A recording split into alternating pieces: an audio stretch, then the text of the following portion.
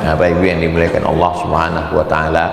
Jadi kalau ada bapak yang masih takut, ini takut syubhat, ini takut haram, masih ada rasa takut dalam hati, berarti selama ini makanannya masih bersih.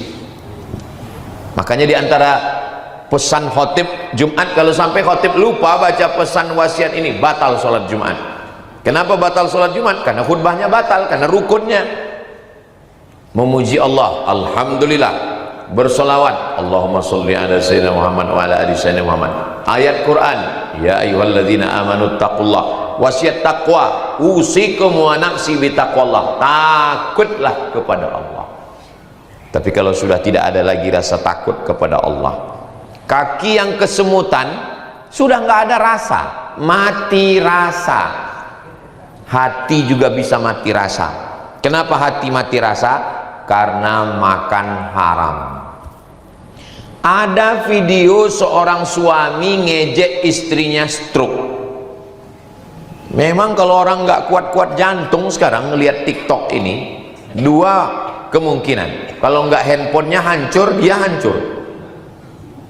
Istrinya stroke terbaring, lalu dia duduk di kursi roda dengan meletakkan tangannya dan memiringkan wajahnya, ngejek istrinya yang sedang stroke.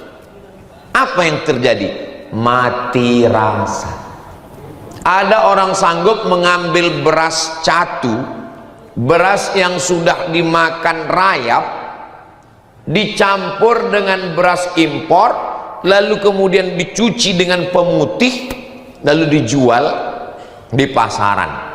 Yang beli adalah fakir miskin, pakai uang BLT. Apa yang terjadi? Mati rasa.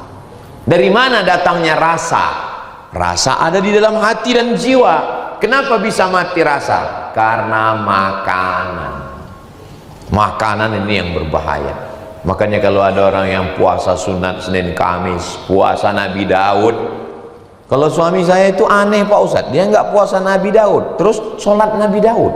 Kadang sehari sholat, sehari enggak. Itu nggak ada, itu dapat dipastikan aliran sesat. Yang namanya sholat Nabi Daud itu sholat malam. Puasanya Nabi Daud itu yasumu yauman wa yuftiru yauman. Kalau yang ini, nauzubillah, agak lain ini yang satu ini.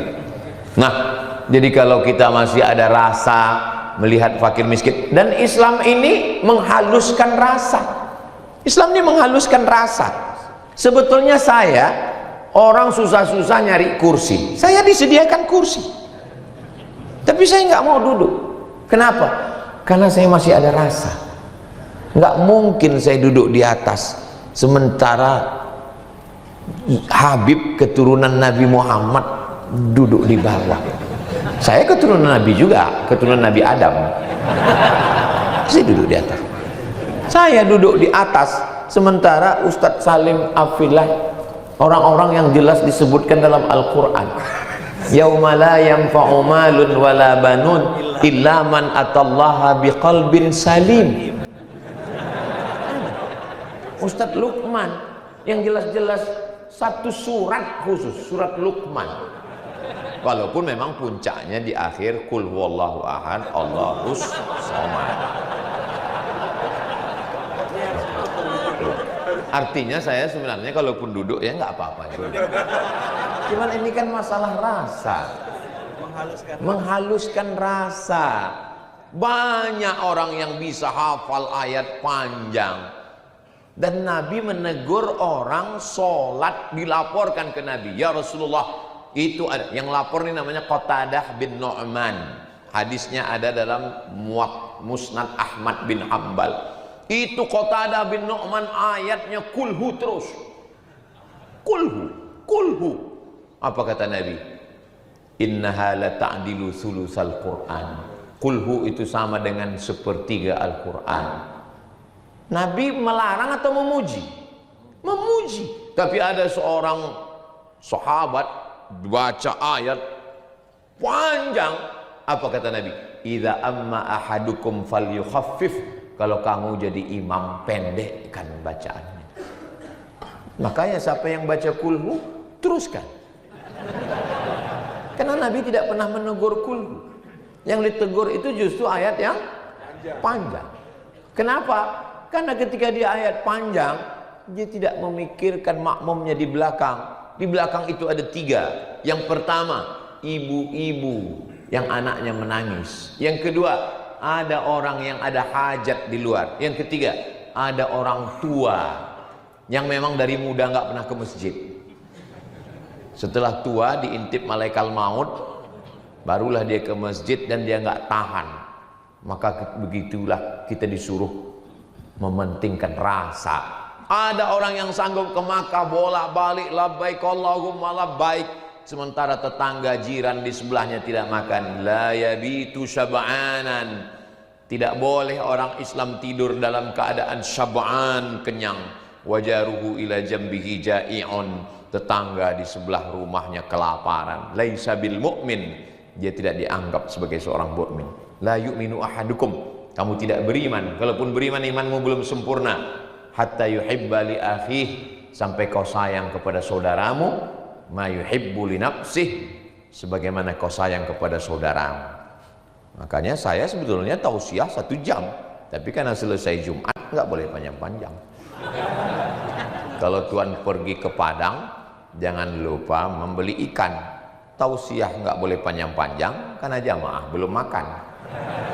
Saudaraku yang dimuliakan Allah Subhanahu wa taala, maka dulu kiai-kiai, wali-wali, sunan-sunan, habib-habib sebelum pengajian potong sapi, potong kambing, makan dulu.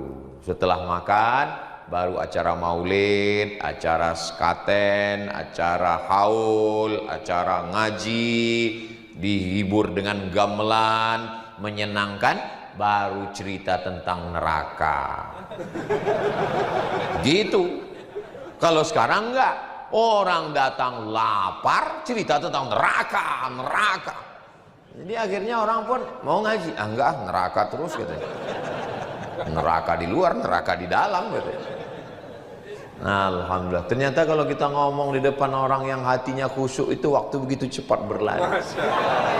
Sudah pas jam 1. Ini baru muqaddimah perjalanan safari dakwah Yogyakarta dan sekitarnya. Jangan lupa ikuti terus program kita tahun ini bernama Lir Ilir. Ojo lali. Terima kasih. Itu yang dapat saya sampaikan. Mohon maaf banyak kata-kata saya tidak berkenan di hati. Saya tutup dengan pantun penutup. Menangkap puyuh di Bukit Selasih. Thank you dan terima kasih. Madiun lemah teles, matur nuwun Gusti Allah sing bales. Assalamualaikum warahmatullahi wabarakatuh.